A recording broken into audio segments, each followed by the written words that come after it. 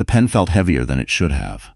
Vivian Hartwell had held a scalpel steady through 6-hour surgeries.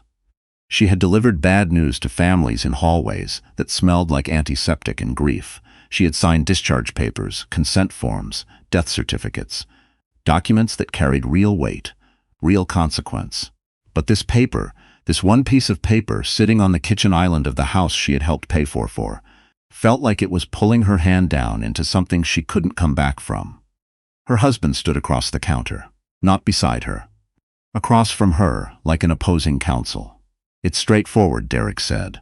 He had his jacket on already, car keys in his hand, like he had somewhere better to be. Which, as it turned out, he did. The lawyer kept it simple. "You keep your pension contributions. I keep the house equity. Clean split." Clean. That word sat wrong in her chest. They had been married 11 years. She had worked overnight shifts at Toronto General while he built his architecture firm. She had missed her sister's wedding because she was in the OR. She had scheduled their vacations around his projects, apologized for her hours, eaten dinner alone in the on-call room more nights than she could count. And he was calling this clean. "I need more time to read it," she said. "Vivian." His voice had that particular flatness it got when he had already decided something and was simply waiting for her to catch up. "We've been over this. You've had the document for 2 weeks. She had read it in the parking garage of the hospital, sitting in her car at 11:30 at night, too tired to drive home, reading the clauses with the flashlight on her phone. She had meant to call a lawyer. She had put it on her calendar 3 times. Each time a patient had coded, or a colleague had called in sick, or she had simply sat down at her kitchen table and felt so exhausted that the document blurred in front of her. What she hadn't told Derek, what she hadn't told anyone, was that she was 8 weeks pregnant. She had found out on a Tuesday. She had taken the test in the hospital bathroom on her break, sitting on the closed lid of the toilet in scrubs that smelled like a 12-hour shift, staring at the 2 lines and feeling something that wasn't quite joy and wasn't quite fear, but was somewhere in between, something that needed space and quiet to figure itself out. She had decided to tell him that weekend. She had bought good wine for him, sparkling water for herself, and cooked the pasta he liked. He had come home 2 hours late, distracted, and she had lost her nerve. The week after that, she found out about Danielle, not dramatically. There was no lipstick on a collar, no anonymous text. She had simply gone to pick up his dry cleaning, a favor, the kind of small erring toward kindness she had always done, and the woman at the counter had asked if she was picking up for Derek and Danielle together. Said Danielle had dropped off a blazer last week. Said it so casually. The way you mention something you assume the other person already knows. Vivian had driven home. She had sat in the driveway for 40 minutes. Then she had walked inside and begun, very quietly, to understand how long she had not been paying attention to her own life. She signed the paper. She didn't cry. She had expected to cry. Instead, she felt something go very still inside her, the way the hospital got quiet in the hour before dawn, when the worst of the night was over and the day hadn't started yet. A kind of brutal calm. Derek picked up the document, checked her signature, and nodded. "I'll have the lawyer file it this week." He paused at the door. "I hope we can be civil about this, Vivian. We were good together, just ran its course." She didn't answer. He left. The house was quiet. She put her hand flat on the kitchen counter and stood there for a long moment, and then she picked up her phone and called her sister. She told no one else about the pregnancy. Not yet. She needed to think, and thinking required the kind of stillness that was hard to come by in a hospital or a family group chat. Her sister, Renata, knew, and that was enough for now. Renata had driven down from Ottawa within 24 hours, sat with her at the kitchen table, and said very little beyond what needed to be said. "What do you want to do?" Renata had asked. "I want to keep them," Vivian said. She hadn't said it out loud before, and the force of it surprised her. Not it. Them. The ultrasound had been 2 days ago. She hadn't told Derek she was going. She had sat alone in the dim room while the technician moved the wand and gone very quiet, and then the technician had angled the screen and said, "So, twins." Matter of fact, like it was ordinary information, like the world hadn't just quietly doubled. 2 heartbeats, 2 small flickering signals. Vivian had pressed her fingers over her mouth and breathed carefully through her nose and thought, of course. She kept working. What else was there to do? She was 38 years old, a trauma surgeon with an active hospital appointment.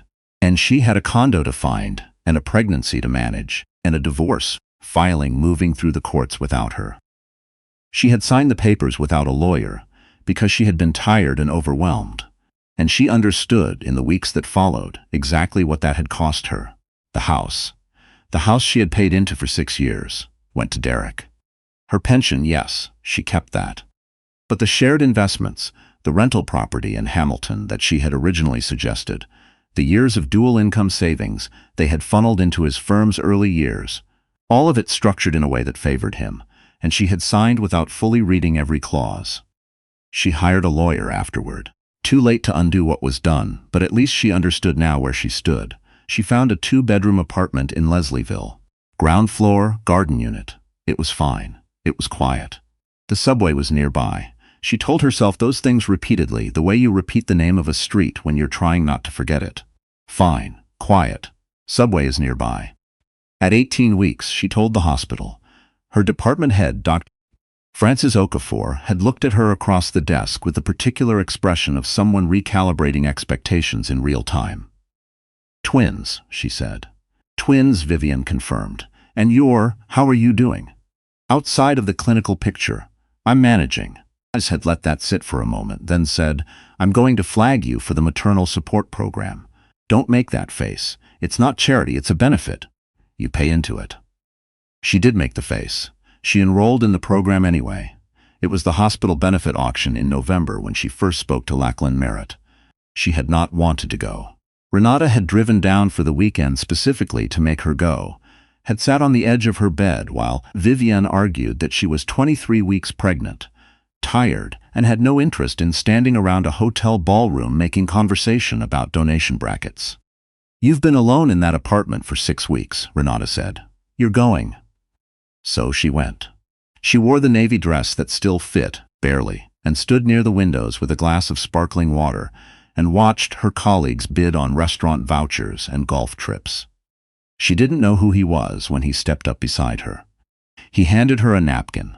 She had been holding a plate of appetizers she hadn't touched, and the plate had been quietly tilting, and said, I think you were about to lose those. She righted the plate. I had it. You absolutely had it, he agreed, and there was something in his voice that was wry without being unkind. She glanced over. He was tall, somewhere in his mid-40s, with the kind of build that suggested he used to be athletic and had kept up enough of the habit to stay lean. He was holding a glass of water, too. He had the slightly distracted look of someone attending out of obligation rather than enthusiasm. You look like you'd also rather be somewhere else, she said. I'm on the board, he said. I'm contractually required to look like I'm having a wonderful time. He held out his hand.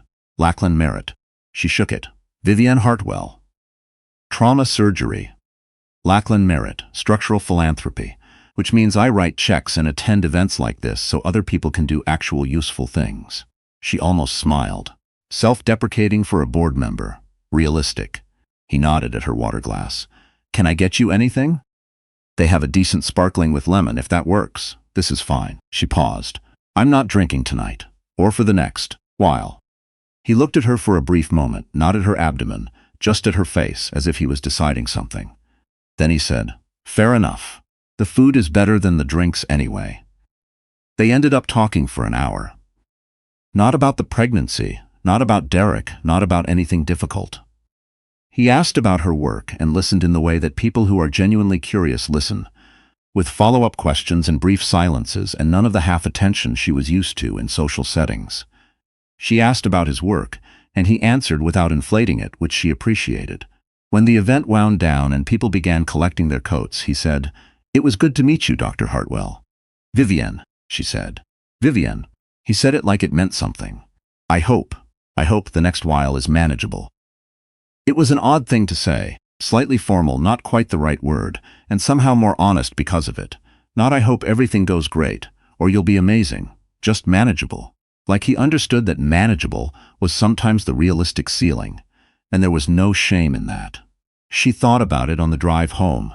She didn't see him again for 3 weeks. He called the hospital. Her assistant, who had strict instructions about personal calls, had been about to redirect him when he mentioned the foundation board, and she had taken the call out of mild curiosity.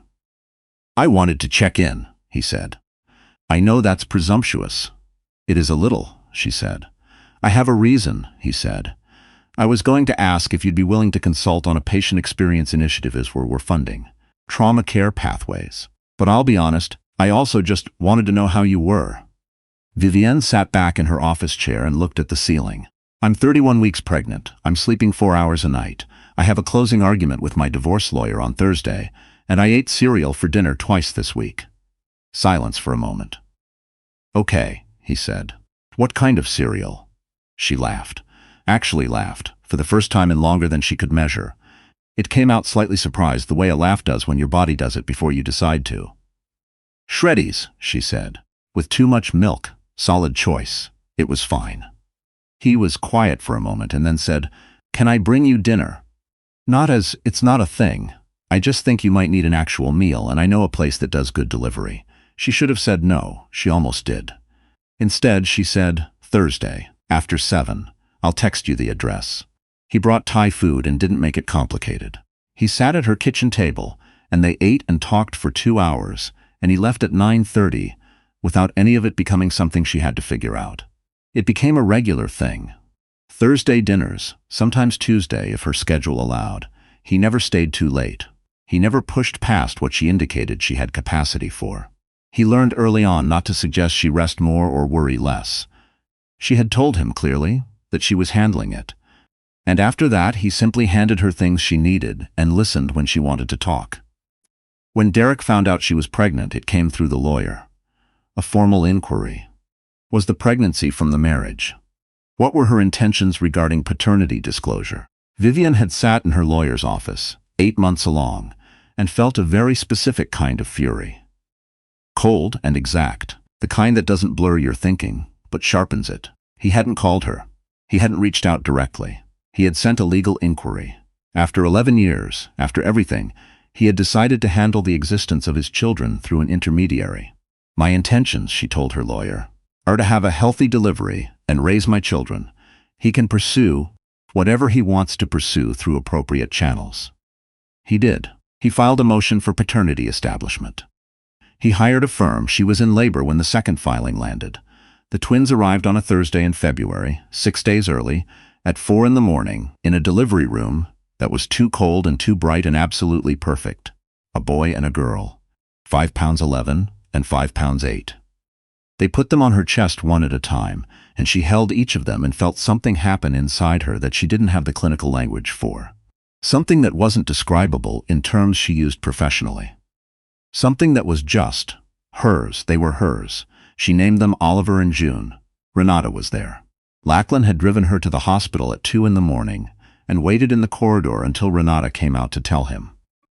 He hadn't asked to come in. He had simply waited, because he had understood without being told that this moment belonged to Vivienne and her sister and her children, and his job was to be present at the edge of it. When Renata brought him in, briefly, an hour after the birth, he stood at the side of the bed and looked at Oliver and June with the particular quietness of someone absorbing something real. "They're extraordinary," he said. "Not beautiful, not congratulations, not any of the standard words. Extraordinary." Vivienne had looked at him from the bed and thought, yes, that's exactly the right word. The months that followed were the hardest of her life and also, strangely, not the worst. Hard is different from worst. Hard means you are carrying something real. Worst means there is no floor under you. She had a floor. She had Renata, who came for 2 weeks and then extended to a month. She had a paternity leave arrangement that Francis had fought for on her behalf. She had Lachlan, who showed up in practical ways. Groceries, driving, holding Oliver while she showered, reading medical journals aloud to her at 11 p.m., because her brain needed to think about something other than infant feeding schedules. He never announced himself as anything. He was simply there. Derek's paternity suit moved through the family court system with the grinding pace of legal bureaucracy. Her lawyer was excellent. The facts were clear. Derek had learned about the pregnancy through a legal filing rather than a phone call. He had never once reached out directly to Vivienne during the pregnancy. He had not attended the birth. He had not sent so much as a message in the weeks after Oliver and June came home. Now, 6 months after their birth, he wanted a custody arrangement. The judge at the case management conference was a woman in her late 50s who had read the file thoroughly. When Derek's lawyer spoke about parental rights and biological connection, she listened. When Vivian's lawyer laid out the timeline, the divorce filing, the pregnancy, the silence, the legal inquiry instead of a phone call, the 6 months of zero contact, she looked at Derek with an expression that didn't require words. She didn't give him what he was asking for. She gave him supervised visits quarterly, with a review at 18 months. She noted in her written reasons that an established relationship with the children has not been demonstrated, and the court's primary consideration is the stability of the children's current environment. Vivienne read the decision in her car in the hospital parking garage, the same place she had read the divorce papers. She sat for a long time. Then she texted Lachlan, "We're okay." His reply came in 30 seconds. "I know." "Dinner?" She typed. "Shreddies." He typed back, "I'll bring the milk." The gala was in October, 14 months after they had first met at the hospital benefit. Oliver and June were 11 months old. Renata had come down for the weekend to stay with them. Vivienne wore a dark green dress, one she hadn't worn since before her pregnancy, altered now to fit the body she currently lived in, which was different from the body she'd had before, and she had stopped apologizing for that. And she met Lachlan in the lobby of the Fairmont, and he looked at her in a way that she had gotten used to, and hadn't, somehow, both at once. The event was a fundraiser for the hospital foundation. His board, her hospital. There was a certain symmetry to it that she appreciated. They were standing near the entrance when Derek walked in. She saw him before he saw her. He came in with Danielle. She had known about Danielle for long enough now that the name didn't land with any particular sting. Danielle was wearing a white dress and holding a small clutch, and looking around the room with the alert energy of someone who has arrived somewhere important. Then Danielle's gaze found Vivienne and stilled. Derek looked over a moment later. He stopped. Vivienne watched it happen, the recalibration, the flicker of something she might once have called satisfaction in watching, the moment where Derek took in the scene. Her, Lachlan's hand at her back, the way she was standing, the absence of apology in her posture. She had spent 11 years making herself smaller in the way that women learn to do when they want to be easy to be with. She had stopped doing that sometime around the second trimester and hadn't started again. Derek crossed the room. "Vivienne," he said. And then, with the slight awkwardness of someone who hadn't prepared for this specific conversation. "You look well, Derek," she said it evenly. "This is Lachlan Merritt. He's on the foundation board." The two men shook hands. Brief, polite, entirely legible. "How are?" Derek started, and then seemed to not know how to finish. "How are the kids?" "They're wonderful," she said. "Thank you for asking." It wasn't cruel. She didn't intend it as a cut. But it was honest. And in its honesty, it was the most devastating thing she could have said, because it was simply true. They were wonderful, and he had removed himself from the ability to know that firsthand. Danielle touched Derek's arm. He looked over. They moved away together into the crowd. Lachlan had been quiet through all of it. He waited until Derek and Danielle were across the room before he said quietly, so only she could hear, "Okay?" She thought about it for a real moment. "Yes," she said. "Actually, yes." He nodded. "Then let's go find the good appetizers before the board members get to them." She laughed and took his arm and walked forward into the room. She didn't need the ending to be perfect. She had stopped expecting perfect somewhere around the time she learned she was going to raise 2 children on her own. What she had was this: Oliver pulling himself up on the couch cushions and looking enormously proud. June watching everything with those dark, careful eyes that already reminded Vivienne of her own mother. Renata calling on Sunday mornings. Lachlan arriving on Thursday evenings with Thai food or soup, or once memorably, a container of shreddies and 2 bowls, because it had been a long week for both of them. She had a job she was good at. She had people who showed up. She had her children, who were extraordinary. She had, she realized, exactly the life she wanted, not the one she had planned for, not the one she had signed over on that cold Tuesday in October with a heavy pen, but a life that was real and hers and sturdy in a way the old one had never quite been. Derek's quarterly visit was scheduled for the following month. Her lawyer had already prepared the documentation. Whatever happened with that, she would handle it the same way she handled everything. One thing at a time, eyes open, steady hands. The morning after the gala, Oliver woke up at 5:30. Carmarpa on fart, and she brought him into bed with her and June, all three of them in the grey Toronto light with the February cold against the windows. And she lay there with a baby, tucked against each side of her, and felt, for the first time in longer than she could name, like she was exactly where she was supposed to be.